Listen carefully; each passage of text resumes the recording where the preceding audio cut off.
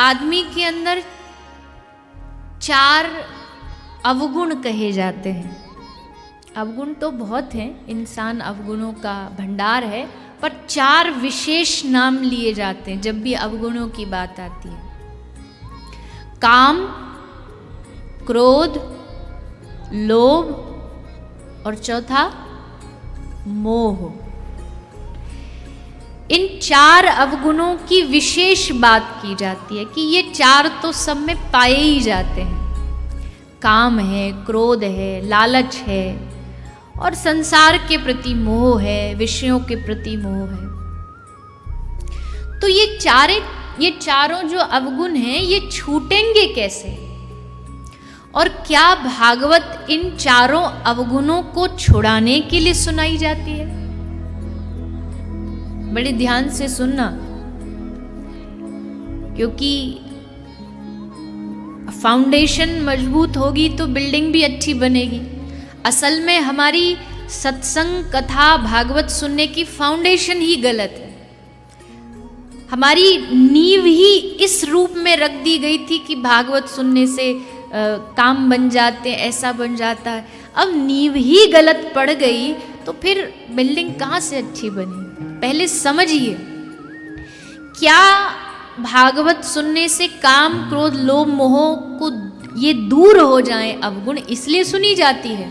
तो कहा नहीं, ये अवगुण दूर होना तो बड़ा मुश्किल काम है। तो भागवत क्या करेगी? बोले काम, क्रोध रहेंगे तो आपके भीतर, लेकिन जो संसार के प्रति थे अब वो मुड़कर के भागवत उन अवगुणों को कृष्ण से जोड़ देगी और फिर वो अवगुण अपने आप कृष्ण से जुड़ते गुण बन जाएंगे। कैसे? काम माने एक प्रकार की इच्छा। अब इच्छा भगवान से कैसे जुड़ेगी? बोले काम हो, इच्छा हो। किसकी इच्छा हो? भगवत प्राप्ति की। एक श्रीमद् भागवत में जहाँ रास पंचाध्याय, वहाँ एक श्लोक आता है, जब गोपियाँ दौड़ी दौड़ी आ रही हैं श्री कृष्ण से मिलन के लिए, जब बांसुरी सुनी है, तब श्री सुखदेव जी ने गाया है, निशम्य गीतम तदनंग वर्धनम। कैसा गीत बजाया है आज कृष्ण ने? अनंग वर्धन करने वाला, काम को बढ़ाने वाला, अनंग वर्धनम। अब यहाँ ये प्रश्न हो सकता है कि कृष्ण की वेणु, कृष्ण की बांसुरी काम बढ़ा सकती है? कभी कामना बढ़ा सकती है? बोले हाँ, काम बढ़ाया, पर कैसा काम? संसारी काम नहीं, कृष्ण दर्शन की इच्छा, उसको बढ़ाया गया है। इसलिए सुखदेव जी ने कहा अनंग वर्धनम, काम को बढ़ाने वाला गीत आज कृष्ण ने गाया है। तो काम माने इच्छा। इच्छा किसकी? प्रियतम के मिलन की। फिर काम के बाद आता क्रोध। क्रोध सबके अंदर होता है कि नहीं होता? है ऐसा कोई सिद्ध महापुरुष यहाँ पर जो हाथ उठा के हिम्मत से कह सके जी हाँ, हम में नहीं है क्रोध, हमने क्रोध को जीत लिया? एक महात्मा जी 40 साल हिमालय की गुफा में तप करके आए, और तप क्या, क्रोध पर विजय प्राप्त करी। तपस्या करके आ गए बिहारी जी के मंदिर में। बिहारी जी के मंदिर तो आपको पता है कितनी भीड़ होती है वहाँ। कौन किसको, कोई वीआईपी सब कोने में धरे रह जाते हैं, सब एक दूसरे को धक्का देते हैं। तो किसी का पाँव वो बाबा के पाँव पे चढ़ गया तो बाबा एकदम गुस्से में बोले, खबरदार, तुझे पता नहीं मैं कौन हूँ? मैं फलाना महात्मा, 40 साल हिमालय में रह के मैंने क्रोध पर विजय प्राप्त की, तेरी ये हिम्मत, तू मेरे पाँव पे पाँव रख रहा है? भक्त बड़ा हंसा, बोले वाह महात्मा जी, 40 साल में आपने ये विजय प्राप्त करी कि पाम पे पाम धर दिया तो आप आग बबूला हो गए। कहना बड़ा आसान है, पर क्रोध पर विजय प्राप्त करना बड़ा मुश्किल कार्य है। तो फिर क्या करें? क्रोध जब भगवान से जुड़ जाएगा तो क्या होगा? बोले फिर संसार पे क्रोध नहीं आएगा, फिर अपने आप पे क्रोध आएगा कि तू कैसे अपना जीवन बर्बाद कर रहा है, हर दिन तू अपने व्यर्थ में गवा रहा है, तूने अब तक भगवान की ओर देखा तक नहीं, फिर अपने आप पे क्रोध आएगा, अपने आप पे हीन भावना आएगी।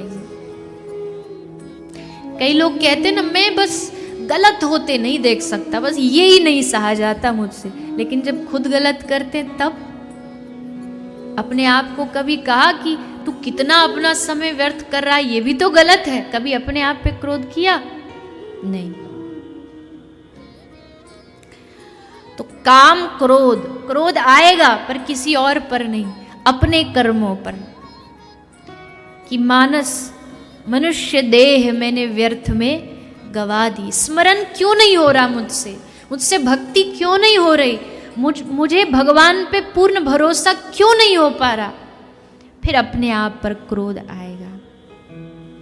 काम, क्रोध। तीसरा लोभ। लोभ किस चीज का होगा जब भगवान से जुड़ जाएंगे? बोले उनको निहारने का लोभ, उनको छूने, उनको स्पर्श करने का लोभ, उनको देखने का लोभ, उनके साथ बातें करने का लोभ, ये लोभ प्रकट होगा। फिर संसारी लोभ लुप्त हो जाएंगे, फिर भगवान को प्राप्त करने का, उनसे बातें करने का मन में लालच जागेगा, वृंदावन आने का लोभ जागेगा कि हे बिहारी जी, हे राधा रमन जी, हे श्री जी, हमें वृंदावन बुला लो, हमें वृंदावन बसा लो, फिर ये लोभ जागेगा। काम, क्रोध, लोभ और तीसरा है मोह। मोह होगा पर किससे होगा? ले एकमात्र अपने प्रियतम से मोह होगा, और वहां तो मोह होना भी संसार सागर से पार करा देता है। भगवान से जिसका मोह हो गया, जैसे एक माँ का अपने छोटे से बालक से मोह होता है, एक लोभी का धन से मोह होता है। यही तो कहते हैं बाबा तुलसीदास जी, काम ही नारी प्यारी जिमी, लोभ ही प्रिय जिमी दाम, तिमी रघुनाथ निरंतर, प्रिय लागहु मोहि राम। इतना दे दो बस मुझे। क्या? बोले जैसे कामी को नारी बड़ी अच्छी लगती है, एक लोभी को पैसा बड़ा अच्छा लगता है, हे रघुनाथ वैसा ही मुझे आपसे प्रेम हो जाए, ऐसा मोह हो जाए कि छूटे नहीं। जैसे किसी लोभी को धन से, दाम से प्यार हो जाए, तो आप कितनी भी कोशिश कर लो, उससे कितना भी कह लो भैया थोड़ा बहुत दान देना चाहिए, पर उसको तो इतना मोह की मुट्ठी से छोड़ता नहीं। बाबा तुलसी कहते हे रघुनाथ, वैसे ही मेरा प्रेम आपसे हो जाए, लोभ हो जाए आपके दर्शन का, मैं आपको देखता रहूं, और जितना देखूं लोभ कम नहीं होता। मान लीजिए आपका टारगेट है कि हम 1 लाख रुपया महीना में कमाएं, तो क्या 1 लाख कमाने के बाद मन शांत हो जाता है कि अब इससे ज्यादा नहीं कमाना? हाँ कि नहीं? आज तक तो किसी का हुआ नहीं। मान लो मेरा नियम है कि मुझे एक दिन में 5,000 रुपये कमाने अपनी दुकान से। सुबह सुबह ही कुछ ग्राहक आ गए, 5,000 रुपये मिल गए, क्या अगले क्षण ताला लगा के घर चले जाते हैं कि बस हो गया 5,000 मिल गए? अजी ऐसे कैसे चले जाएंगे? जितना आए उतना कम है, उतना ही लोभ बढ़ता जाता है, और आए और आए। वैसे ही जो एक बार श्री प्रभु से जिसको प्रेम हो जाए, उसका लोभ कभी कम नहीं होता। कभी लगता है भगवान बातें करे, कभी लगता है भगवान स्पर्श करे, वो देख देख करके ही राजी होता रहता है। ये इतने सारे लोग ब्रज में आते हैं, वृंदावन आते हैं पागलों की भांति, कोई हर सप्ताह आता है, कोई हर महीने आता है। क्यों? क्योंकि श्री ठाकुर जी ने इनको पकड़ लिया है, इनका लोभ ठाकुर जी बढ़ा रहे हैं। और जब एक बार वो आ जाता है, श्री ठाकुर जी उसको एक बार पकड़ लेते हैं, तो फिर उसको संसार की कोई वस्तु प्रिय नहीं लगती। जगत के रंग क्या देखूं, तेरा दीदार काफ़ी है, करूं मैं प्यार किस किस से, तेरा एक प्यार काफ़ी है। फिर उसको दुनिया की कोई मूर्ति, कोई आप जिनको ठाकुर जी से प्रेम है ना, आप दुनिया का उनका कोई अच्छी से अच्छी मूर्ति दिखा दो, लेकिन उनको जिस मूर्ति से प्यार है उसके आगे कुछ अच्छा नहीं लगेगा। एक बार एक राजा ने अपने प्रजा में घोषणा की कि इस प्रजा में जिस जिसके बालक हैं, जिस जिसके बच्चे हैं, और जिन जिनको लगता है कि उनका बच्चा इस प्रजा का सबसे सुंदर बच्चा है, तो वो लेकर के आओ, मैं उसको इनाम दूंगा। तो सब लेके आ रहे थे, हमारा बच्चा सुंदर। एक मैया आई, उसने आके राजा जी से कहा, राजा जी मेरा बच्चा इस प्रजा का सबसे सुंदर बच्चा है। राजा जी बोले दिखाओ। तो जैसे राजा जी ने देखा, एकदम काला कलूटा, टेढ़ी मेढ़ी आँख, मोटी नाक। राजा जी हंसे। राजा जी बोले, अरे मैया तूने अपने ये बेटे को देखा है कैसा दिख रहा है ये? तूने सोचा भी कैसे कि ये प्रजा का सबसे अच्छा बच्चा, सोच भी कैसे आई तेरे मन में?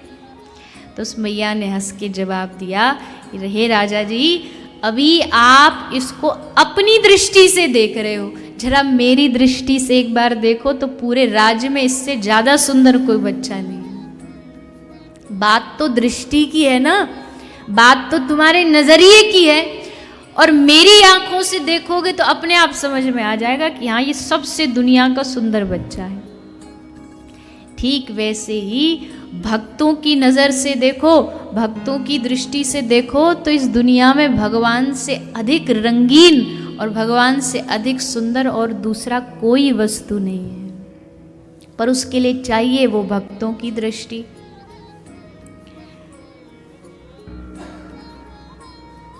तो काम, क्रोध, लोभ, मोह ये चारों जो हैं ये भगवान से जुड़कर अवगुण भी गुण में बदल जाते हैं। तो भागवत क्या करती है? बोले भागवत हमारे अवगुणों को गुण में परिणत करने का काम करती है।